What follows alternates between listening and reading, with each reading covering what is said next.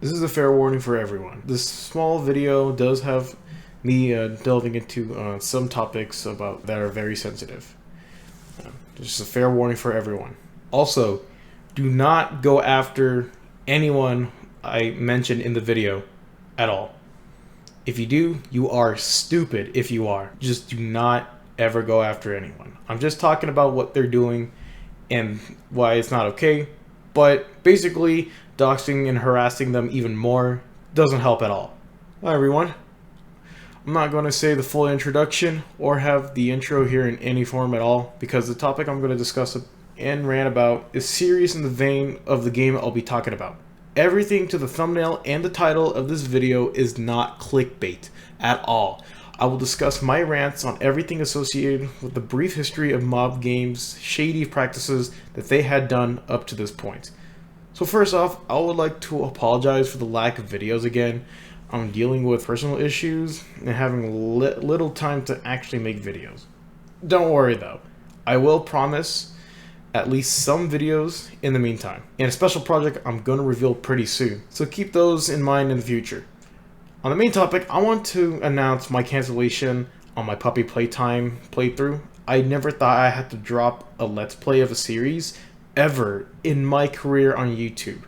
The playthrough of Puppy Playtime will still be up because it's the first game I've done a Let's Play on. It's kind of like, I wouldn't say that's where my channel grew.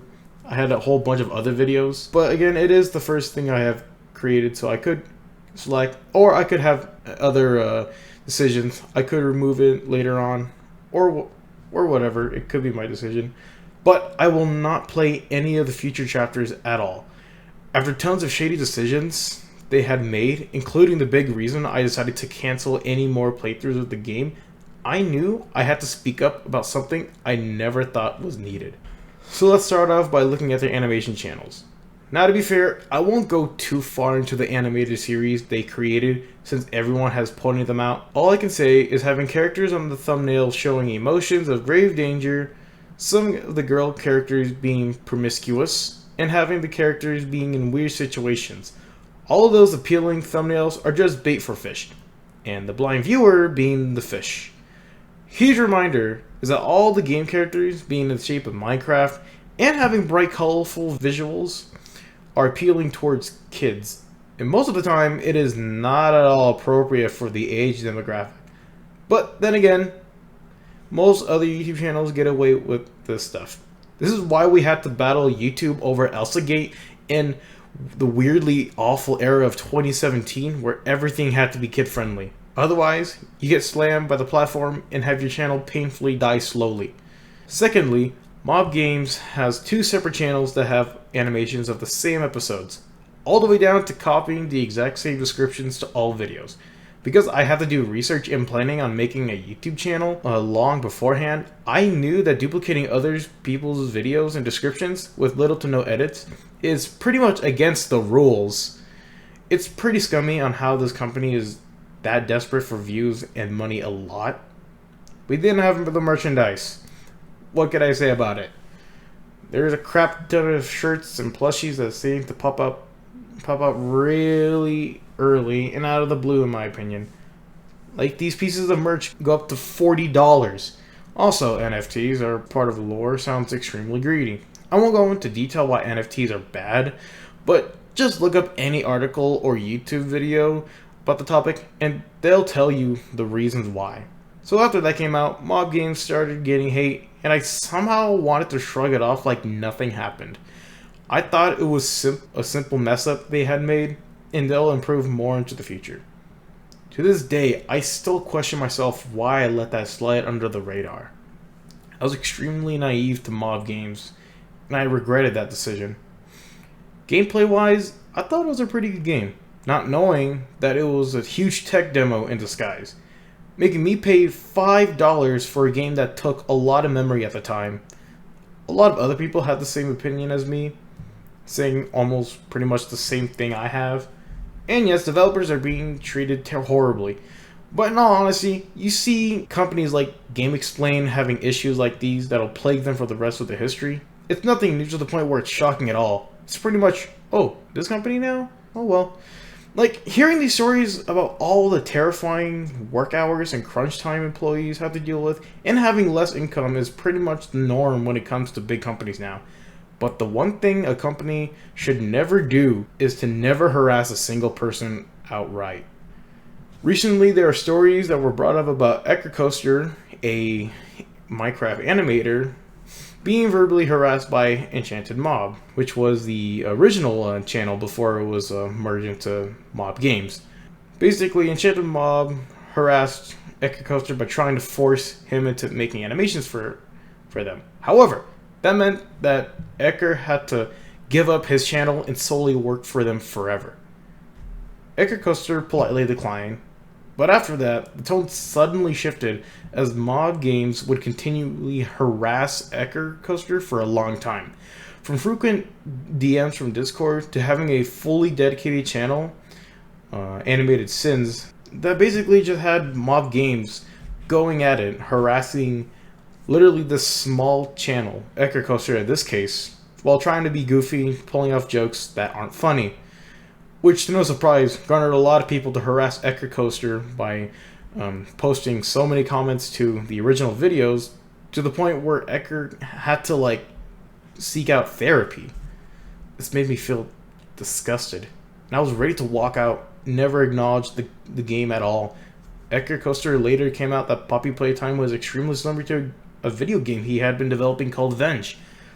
I see that the games felt and looked extremely comparable, but it never caught on with me, as there are other examples where there's no clear lining between inspirations and ripoffs.